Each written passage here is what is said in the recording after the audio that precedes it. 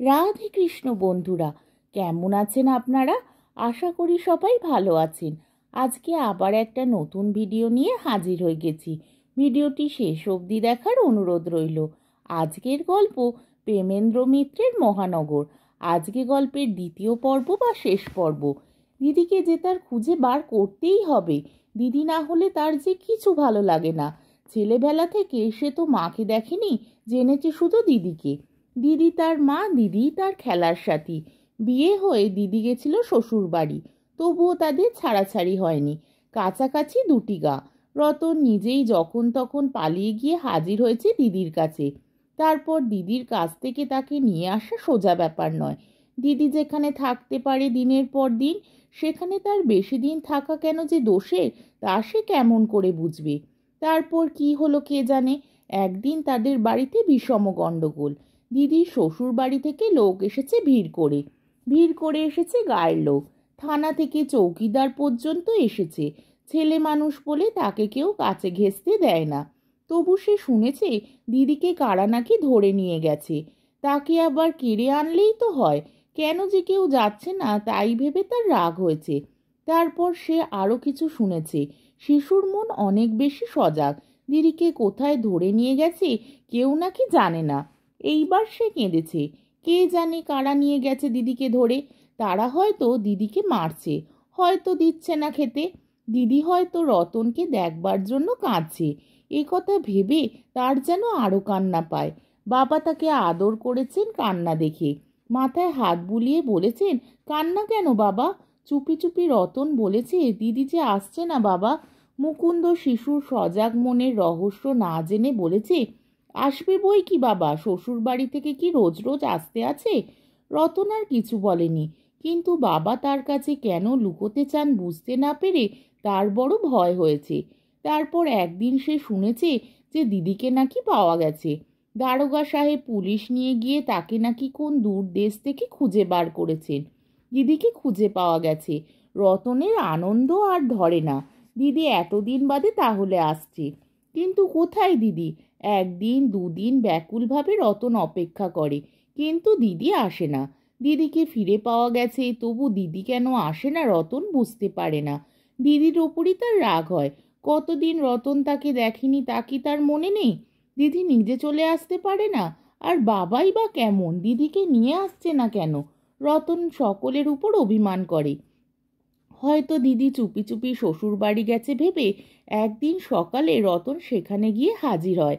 কিন্তু সেখানে তো দিদি নাই। সেখানে কেউ তার সঙ্গে ভালো করে কথাবার্তা পর্যন্ত কয় না। দাদাবাবু তাকে দেখতে পেয়েও দূর থেকে না ডেকে চলে যান। মুখখানি কাঁদো কাঁদো করে রতন সেদিন বাড়ি ফিরে এসেছে। ফিরে এসে বাবার কাছে কেঁদে সে আবদার করেছে, দিদিকে আনছো না কেন বাবা? সেই দিন মুকুন্দ তাকে ধমকে দিয়েছে। তারপর থেকে দিদি আর আসেনি। দিদি নাকি আর আসবে না। কিন্তু রতন মনে মনে জানে তাকে কেউ ডাকতে যায়নি বলেই অভিমান করে দিদি আসেনি। রতন যে জানে না দিদি কোথায় থাকে, না হলে সে নিজে গিয়েই দিদিকে ডেকে আনতো। কিন্তু কেমন করে সে জানবে দিদি কোথায় আছে? কেউ যে তাকে দিদির কথা বলে না। দিদির কথা যে বলতে নেই। রাত্রে সে চুপি চুপি শুধু দিদির জন্যে কাঁদে। দিদি কেমন করে তাকে ভুলে আছে ভেবে মনে মনে তার সঙ্গে ঝগড়া করে। দিদি কোথায় তাকে সে জানে না। কিন্তু শিশুর মন আমরা যা মনে করি তার চেয়ে অনেক বেশি সজাগ। শিশু অনেক কিছু শুনতে পায়, অনেক কিছু বোঝে। কোথা থেকে সে শুনেছে কে জানে, যে দিদি থাকে শহরে, রূপকথা চেয়েও অদ্ভুত সেই শহর। কোথা থেকে তার কার মুখে শুনেছে উল্টো ডিঙির নাম। বাতাসে কথা ভেসে আসে, বিনিদ্র ভালোবাসা কান পেতে থাকে, শুনতে পায়।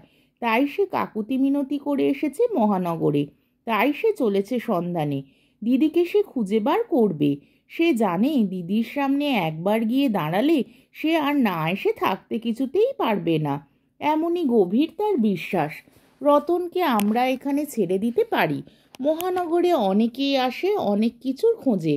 কেউ অর্থ, কেউ যশ, কেউ উত্তেজনা, কেউ বিস্মৃতি, কেউ আরও বড় কিছু। সবাই কি পায়? পথের অরণ্যে তারা হারিয়ে যায়।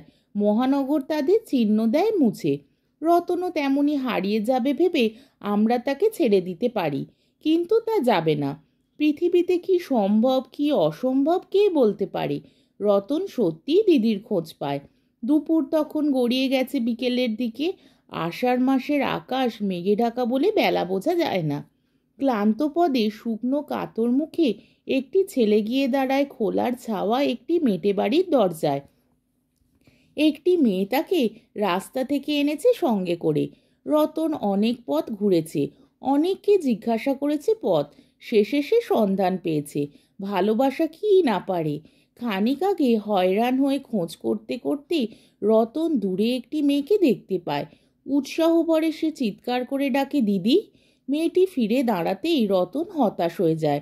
তার দিদি তো অমন নয়। কুণ্ঠিতভাবে সে অন্যদিকে চলে যাবার চেষ্টা করে। মেয়েটি তাকে ডেকে বলে, শোনো। কাছে গেলে তার ক্লান্ত শুকনো মুখের দিকে চেয়ে জিজ্ঞাসা করে, কাকে খুঁজছো ভাই? রতন লজ্জিতভাবে তার দিদির নাম বলে। মেয়েটি হেসে বলে, তোমার দিদির বাড়ি বুঝি চেনো না? চলো আমি দেখিয়ে দিচ্ছি। মেটে বাড়ির দরজায় দাঁড়িয়ে এখন মেয়েটি ডাকে, ও চপলা, তোকে খুঁজতে কে এসেছে দেখে যা। ভেতর থেকে চপলাই বুঝি রুক্ষস্বরে বলে, কে আবার এলো এখন? দেখেই যা না একবার। চপলা দরজার কাছে এসে থমকে দাঁড়ায়। রতনের মুখেও কথা ফোটে না। দিদিকে চিনতেই তার কষ্ট হয়। দিদি যেন কেমন হয়ে গেছে। দুজনেই খানিকক্ষণ থাকে নিস্পন্দ হয়ে দাঁড়িয়ে। যে মেয়েটি রতনকে সঙ্গে করে এনেছে সে একটু সন্দিগ্ধ হয়ে বলে, তোর নাম করে খুঁজছিল, তাই তোর ভাই ভেবে বাড়ি দেখাতে নিয়ে এলাম। তোর ভাই নয়? উত্তর না দিয়ে চপলা হঠাৎ ছুটে এসে রতনকে বুকে চেপে ধরে। তারপর এদিক ওদিক চেয়ে অবাক হয়ে ধরা গলায় বলে, তুই একা এসেছিস? রতন দিদির বুকে মুখ লুকিয়ে থাকে, কিছু বলে না। মহানগরের পথে ধুলো, আকাশে ধোঁয়া, বাতাসে বুঝি বিষ। আমাদের আশা এখানে কখনো কখনো পূর্ণ হয়, যা খুঁজি তা মেলে। তবু বহুদিনের কামনার ফলও কেমন একটু বিষাদ লাগে। মহানগর সব কিছুকেই দাগি করে দেয়, সার্থকতাকেও দেয় একটু বিষিয়ে। চপলা রতনকে ঘরে নিয়ে যায়। সে ঘর দেখে রতন অবাক। মাটির ঘর এমন করে সাজানো হতে পারে, এত সুন্দর জিনিস সেখানে থাকতে পারে, রতন তা কেমন করে জানবে? এত জিনিস দেখে সে অবাক হয়ে জিজ্ঞাসা করে প্রথম, এসব তোমার দিদি? চপলার অকারণ চোখের জল তখনও শুকায়নি। একটু হেসে সে বলে, হ্যাঁ ভাই, কিন্তু দিদির ঘর যেমনই হোক তা নিয়ে মেতে থাকলে চলবে না তো। আসল কথা রতন ভোলেনি। সে হঠাৎ বলে, তোমায় কিন্তু বাড়ি যেতে হবে দিদি। চপলা বুঝি একটু চমকে ওঠে, তারপর ম্লানভাবে, আচ্ছা যাবো ভাই, এখন তো তুই একটু জিরিয়ে নে। কিন্তু জিরিয়ে নিয়েই যেতে হবে। আমাদের নৌকা কাল সকালেই ছাড়বে কি না, এসব জিনিস কেমন করে নেব দিদি? এবার চপলা চুপ করে থাকে। হঠাৎ কেন বলা যায় না, একটু ভীত হয়ে রতন জিজ্ঞাসা করে, একটু জিরিয়ে নিয়ে যাবে তো দিদি? দিদির মুখে তবু কথা নেই। দিদির জিনিসপত্র নিয়ে যাবার ভাবনাতেই হয়তো রাজি হচ্ছে না ভেবে রতন তাড়াতাড়ি বলে, এসব জিনিস একটা গরুর গাড়ি ডেকে তুলে নেব, কেমন দিদি? চপলা কাতর মুখে বলে ফেলে, আমার যে যাবার উপায় নেই ভাই, যাবার উপায় নেই। রতনের মুখের সব দীপ্তি হঠাৎ নিভে যায়। সঙ্গে সঙ্গে তার মনে পড়ে যায় বাবার রাগ, মনে পড়ে বাড়িতে দিদির নাম পর্যন্ত উচ্চারণ নিষেধ। সত্যিই বুঝি দিদির সেখানে যাবার উপায় নেই। বৃথাই এসেছে সে দিদিকে খুঁজতে। দিদিকে খুঁজে পেয়েও তার লাভ নেই। তারপর হঠাৎ আবার তার মুখ উজ্জ্বল হয়ে ওঠে, বলে, আমিও তাহলে যাব না দিদি। কোথায় থাকবি বা? তোমার কাছে তো, বলে রতন হাসে। কিন্তু চপলার মুখ যে আরো ম্লান হয়ে আছে তা সে দেখতে পায় না। তারপর খেয়ে দেয়ে সারা বিকেল দুই ভাই বোনের গল্প হয়। কত কথাই তাদের আছে বলবার, জিজ্ঞাসা করবার। কিন্তু সন্ধ্যা যত এগিয়ে আসে তত চপলা কেমন অস্থির হয়ে ওঠে। একবার সে বলে, তুই যে চলে এলি একলা, বাবা হয়তো খুব ভাবছে। দিদির প্রতি অবিচারের জন্য বাবার উপর রতনের একটু রাগই হয়েছে। সে তাচ্ছিল্য ভরে বলে, ভাবুক গে। খানিক বাদে চপলা আবার বলে, এখান থেকে নড়ালের পোল অনেকখানি পথ না রতন? রতন এ পথ পার হয়েই তো এসেছে। গর্ব ভরে সে বলে, ওরে বাবা, সে বলে কোথায়? পয়সা নিয়ে তুই ট্রামে করে না হয় বাসে যেতে পারিস না? বা আমি কি যাচ্ছি নাকি? দিদির মুখের দিকে চেয়ে সে কিন্তু থমকে যায়। দিদির চোখে জল। মাথা নিচু করে চপলা ধরা গলায় বলে, এখানে যে তোমার থাকতে নেই ভাই। রতন কিছুই বুঝতে পারে না, কিন্তু এবার তার অত্যন্ত অভিমান হয়। দিদি সেখানেও যেতে পারবে না, আবার এখানেও বলছে তাকে থাকতে নেই। আচ্ছা, সে চলেই যাবে, কখনো কখনো আর দিদির নাম করবে না বাবার মতো।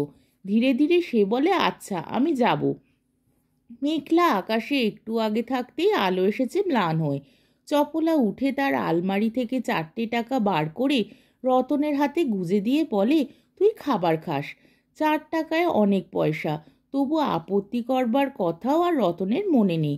দিদি যে এক্ষুনি তাকে চলে যেতে বলছে তা বুঝে সে যেন বিমূঢ় হয়ে গেছে। তার সমস্ত বুক গেছে ভেঙে। রতন আর ঘরে দাঁড়ায় না, আস্তে আস্তে বাইরে বেরিয়ে আসে।